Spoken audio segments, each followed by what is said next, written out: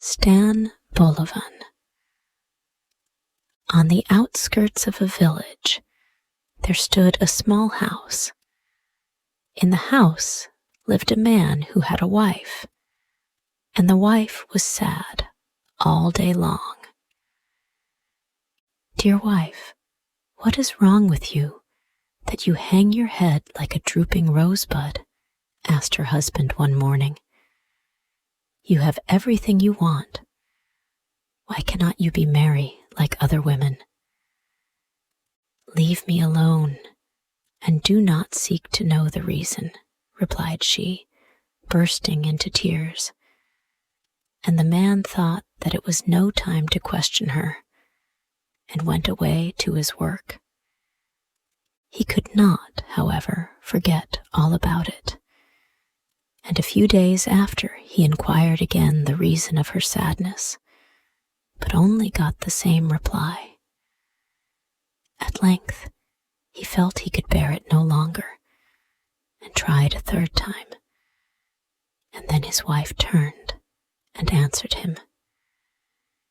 "Good gracious," cried she, "why cannot you let things be as they are? If I were to tell you, you would become just as wretched as myself. If you would only believe, it's far better for you to know nothing." But no man yet was ever content with such an answer. The more you beg him not to inquire, the greater is his curiosity to learn the whole. "Well, if you must know," said the wife at last, "I will tell you.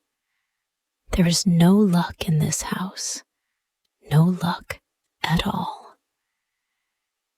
Is not your cow the best milker in all the village? Are not your trees as full of fruit as your hives are full of bees? Has anyone cornfields like ours? Really, you talk nonsense when you say things like that." "Yes, all that you say is true, but we have no children." Then Stan understood, and when a man once understands and has his eyes opened, it is no longer well with him. From that day, the little house in the outskirts contained an unhappy man as well as an unhappy woman. And at the sight of her husband's misery, the woman became more wretched than ever. And so matters went on for some time. Some weeks had passed, and Stan thought he would consult a wise man who lived a day's journey from his own house.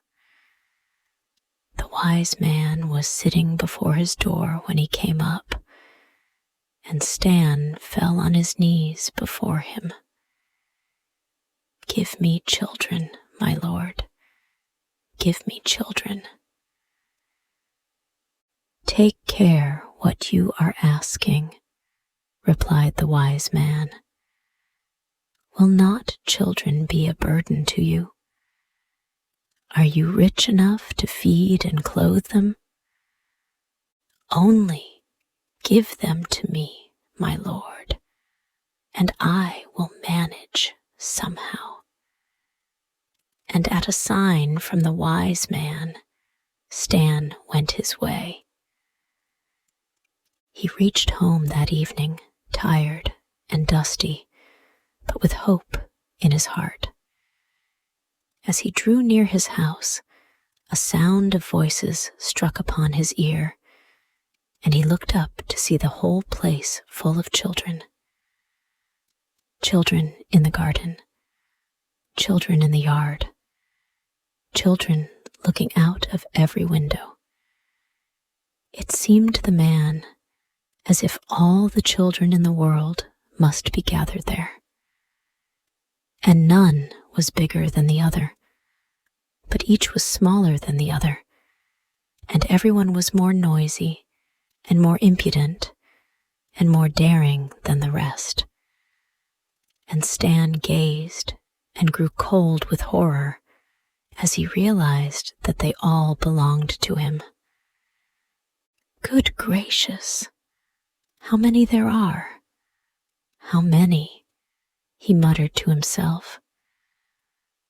Oh, but not one too many, smiled his wife, coming up with a crowd, more children clinging to her skirts.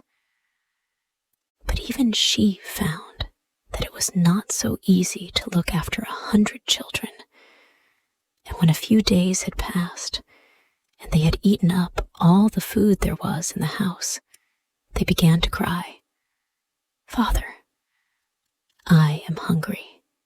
I am hungry," till Stan scratched his head and wondered what he was to do next.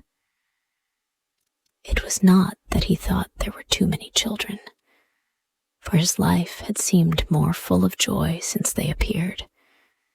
But now it came to the point he did not know how he was to feed them. The cow had ceased to give milk, and it was too early for the fruit trees to ripen.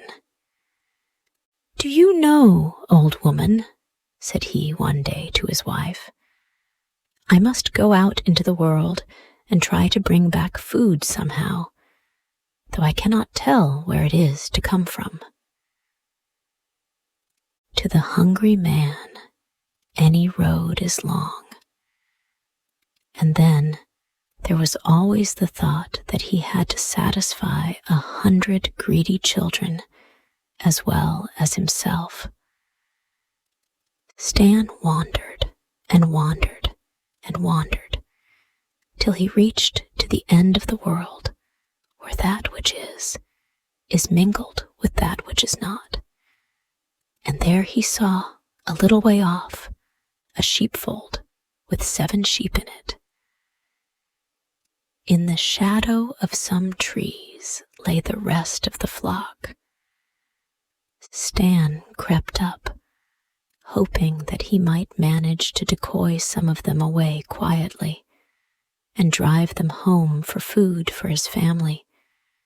But he soon found this could not be, for at midnight he heard a rushing noise, and through the air flew a dragon, who drove apart a ram, a sheep, and a lamb, and 3 fine cattle that were lying down close by.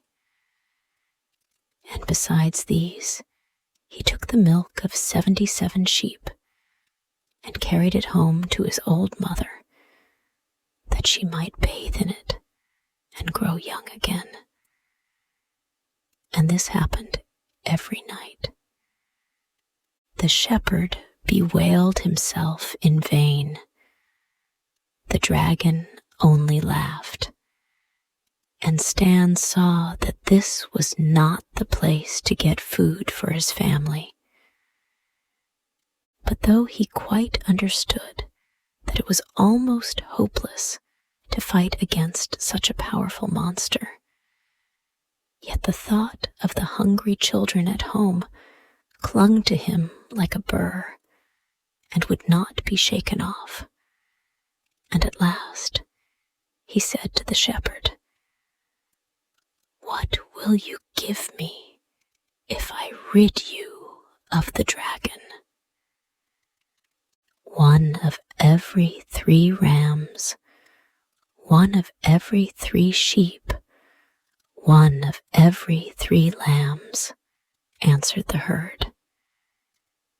"It is a bargain," replied Stan, though at the moment he did not know how, supposing he did come off the victor, he would ever be able to drive so large a flock home.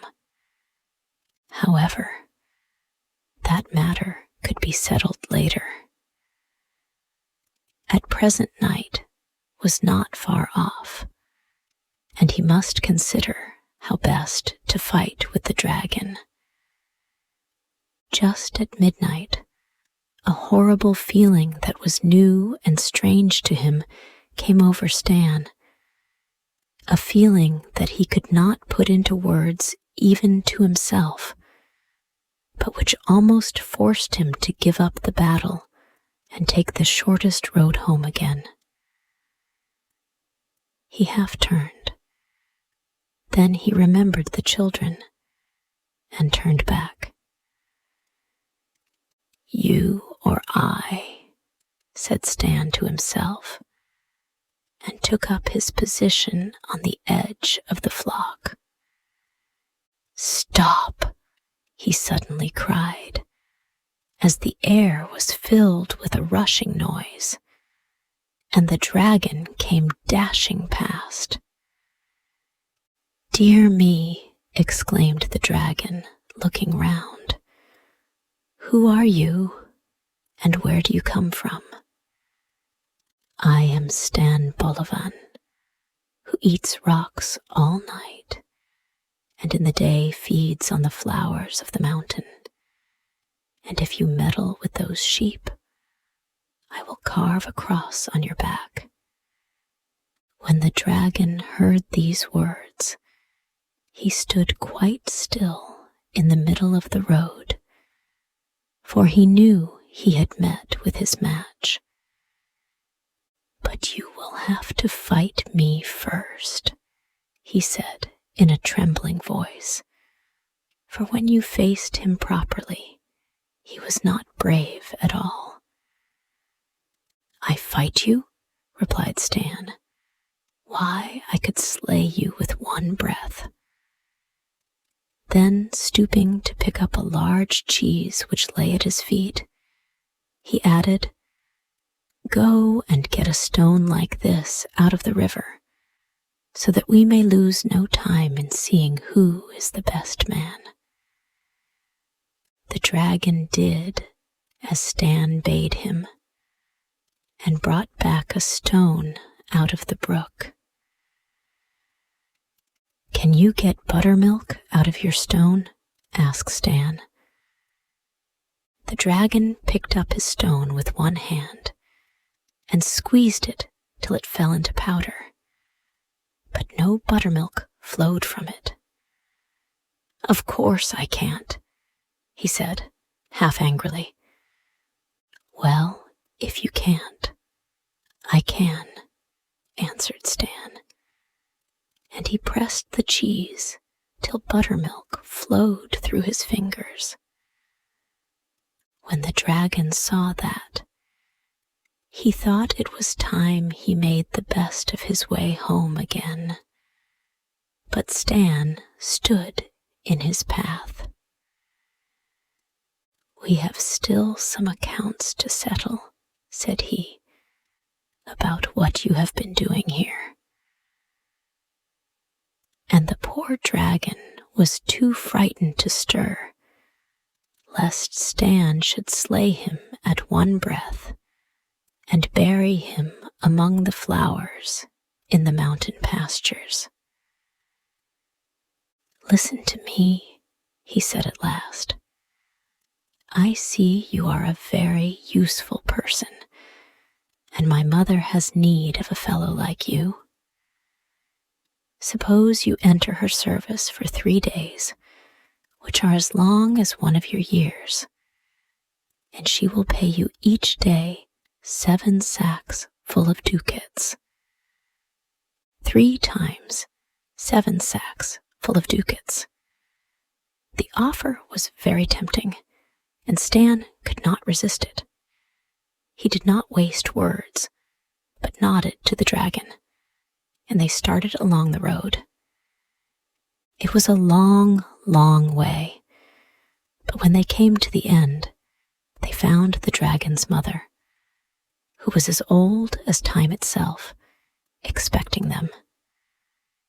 Stan saw her eyes shining like lamps from afar, and when they entered the house, they beheld a huge kettle standing on the fire, filled with milk. When the old mother found that her son had arrived empty-handed, she grew very angry, and fire and flame darted from her nostrils. But before she could speak, the dragon turned to Stan. "Stay here," said he, "and wait for me. I am going to explain things to my mother." Stan was already repenting bitterly that he had ever come to such a place. But since he was there was nothing for it but to take everything quietly and not show that he was afraid. "Listen, mother," said the dragon, as soon as they were alone. "I have brought this man in order to get rid of him. He is a terrific fellow who eats rocks and can press buttermilk out of a stone." And he told her all that had happened the night before. "Oh, just leave him to me," she said. "I have never yet let a man slip through my fingers." So Stan had to stay and do the old mother service. The next day, she told him that he and her son should try which was the strongest, and she took down a huge club bound 7 times with iron. The dragon picked it up as if it had been a feather, and, after whirling it round his head, flung it lightly 3 miles away, telling Stan to beat that if he could. They walked to the spot where the club lay. Stan stooped and felt it. Then a great fear came over him, for he knew that he and all his children together would never lift that club from the ground. "What are you doing?" asked the dragon. "I was thinking what a beautiful club it was, and what a pity it is that it should cause your death." "How do you mean, my death?" asked the dragon. "Only that I am afraid that if I throw it, you will never see another dawn. You don't know how strong I am." "Oh, never mind that, be quick and throw. If you are really in earnest, let us go and feast for 3 days. That will at any rate give you 3 extra days of life." Stan spoke so calmly that this time the dragon began to get a little frightened, though he did not quite believe that things would be as bad as Stan said. They returned to the house, took all the food that could be found in the old mother's larder, and carried it back to the place where the club was lying. Then Stan seated himself on the sack of provisions and remained quietly watching the setting moon. "What are you doing?" asked the dragon. "Waiting till the moon gets out of my way." "What do you mean? I don't understand." "Don't you see that the moon is exactly in my way? But of course, if you like, I will throw the club into the moon." At these words, the dragon grew uncomfortable for the second time. He prized the club, which had been left him by his grandfather, very highly, and had no desire that it should be lost in the moon. "I'll tell you what," he said, after thinking a little. "Don't throw the club at all. I will throw it a second time, and that will do just as well." "No, certainly not," replied Stan. Just wait till the moon sets." But the dragon, in dread lest Stan should fulfill his threats, tried what bribes could do, and in the end had to promise Stan 7 sacks of ducats before he was suffered to throw back the club himself. "Oh, dear me, that is indeed a strong man," said the dragon, turning to his mother. "Would you believe that I have had the greatest difficulty in preventing him from throwing the club into the moon?"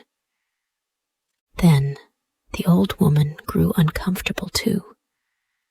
Only to think of it. It was no joke to throw things into the moon.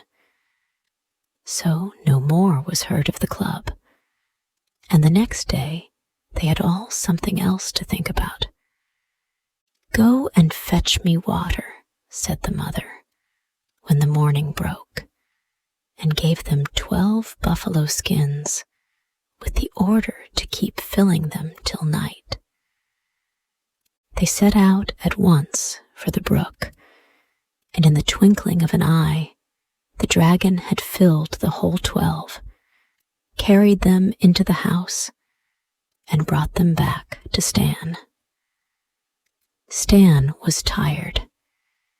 He could scarcely lift the buckets when they were empty, and he shuddered to think of what would happen when they were full. But he only took an old knife out of his pocket and began to scratch up the earth near the brook. "What are you doing there?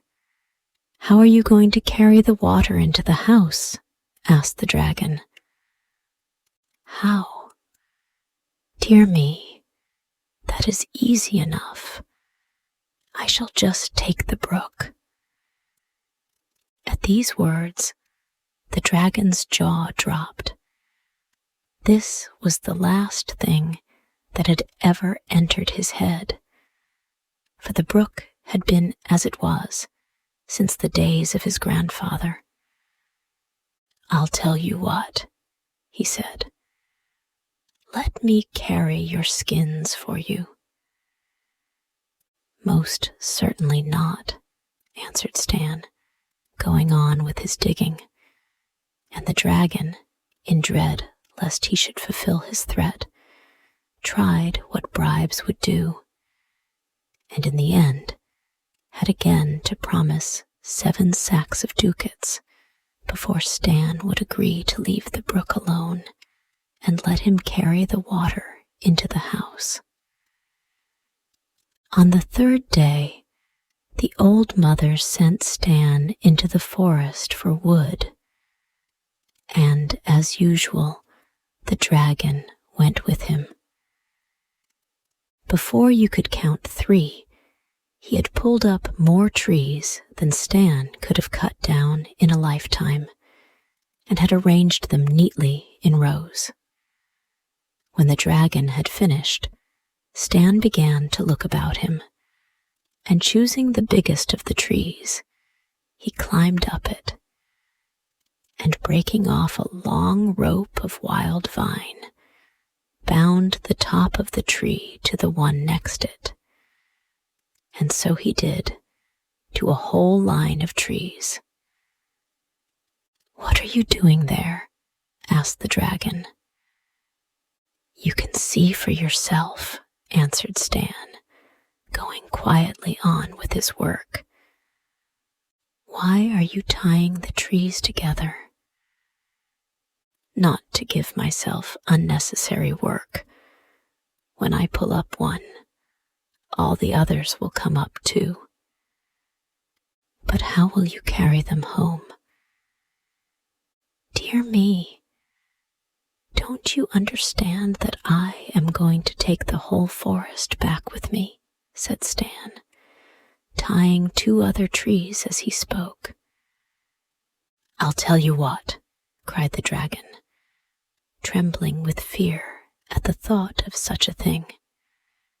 "Let me carry the wood for you, and you shall have 7 times 7 sacks full of ducats."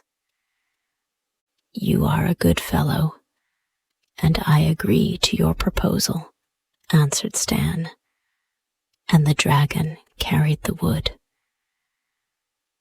Now the 3 days' service, which were to be reckoned as a year, were over, and the only thing that disturbed Stan was how to get all those ducats back to his home. In the evening, the dragon and his mother had a long talk, but Stan heard every word through a crack in the ceiling. "Woe be to us, mother," said the dragon. "This man will soon get us into his power. Give him his money and let us be rid of him." But the old mother was fond of money and did not like this. "Listen to me," said she. "You must murder him this very night." "I am afraid," answered he. "There is nothing to fear," replied the old mother. "When he is asleep, take the club and hit him on the head with it. It is easily done." And so it would have been, had not Stan heard all about it. And when the dragon and his mother had put out their lights, he took the pig's trough and filled it with earth and placed it in his bed and covered it with clothes. Then he hid himself underneath and began to snore loudly. Very soon, the dragon stole softly into the room and gave a tremendous blow on the spot where Stan's head should have been. Stan groaned loudly from under the bed, and the dragon went away as softly as he had come. Directly he had closed the door, Stan lifted out the pig's trough and lay down himself, after making everything clean and tidy, but he was wise enough not to shut his eyes that night. The next morning he came into the room when the dragon and his mother were having their breakfast. "Good morning," said he. "Good morning. How did you sleep?" "Oh, very well. But I dreamed that a flea had bitten me, and I seemed to feel it still." The dragon and his mother looked at each other. "Do you hear that?" whispered he. "He talks of a flea. I broke my club on his head." This time, the mother grew as frightened as her son. There was nothing to be done with a man like this, and she made all haste to fill the sacks with ducats, so as to get rid of Stan as soon as possible. But on his side, Stan was trembling like an aspen, as he could not lift even one sack from the ground. So he stood still and looked at them. "What are you standing there for?" asked the dragon. "Oh, I was standing here because it has just occurred to me that I should like to stay in your service for another year. I am ashamed that when I get home, they should see I have brought back so little. I know that they will cry out, 'Just look at Stan BOLOVAN, who in 1 year has grown as weak as a dragon.'" Here, a shriek of dismay was heard, both from the dragon and his mother, who declared they would give him 7 or even 7 times 7 the number of sacks if he would only go away. "I'll tell you what," said Stan at last. "I see you don't want me to stay, and I should be very sorry to make myself disagreeable. I will go at once, but only on condition that you shall carry the money home yourself, so that I may not be put to shame before my friends." The words were hardly out of his mouth before the dragon had snatched up the sacks and piled them on his back. Then he and Stan set forth. The way, though really not far, was yet too long for Stan, but at length he heard his children's voices and stopped short. He did not wish the dragon to know where he lived, lest some day he should come to take back his treasure. Was there nothing he could say to get rid of the monster? Suddenly, an idea came into Stan's head, and he turned round. "I hardly know what to do," said he. "I have 100 children, and I am afraid they may do you harm, as they are always ready for a fight. However, I will do my best to protect you." 100 children! That was indeed no joke. The dragon let fall the sacks from terror, and then picked them up again. But the children, who had had nothing to eat since their father had left them, came rushing towards him, waving knives in their right hands and forks in their left, and crying, "Give us dragon's flesh. We will have dragon's flesh." At this dreadful sight, the dragon waited no longer. He flung down his sacks where he stood and took flight as fast as he could, so terrified at the fate that awaited him, that from that day he has never dared to show his face in the world again. And now this story ends. Hey, thank you so much for listening to the whole story. If you liked this story and want to thank me for creating this story, then you can buy me a cup of tasty coffee. Just join our YouTube channel and be an official member of our family to support us for making even more interesting story videos for you every day. You know, it takes a lot of effort, research, and money to find and buy premium contents, and to writing, creating, editing, organizing, and publishing every single video, which could melt your hearts or could be one of the most interesting stories of all time. So, hit the like button to save this video. And most importantly, subscribe to our YouTube channel to learn English by watching super interesting English stories every day. Thank you.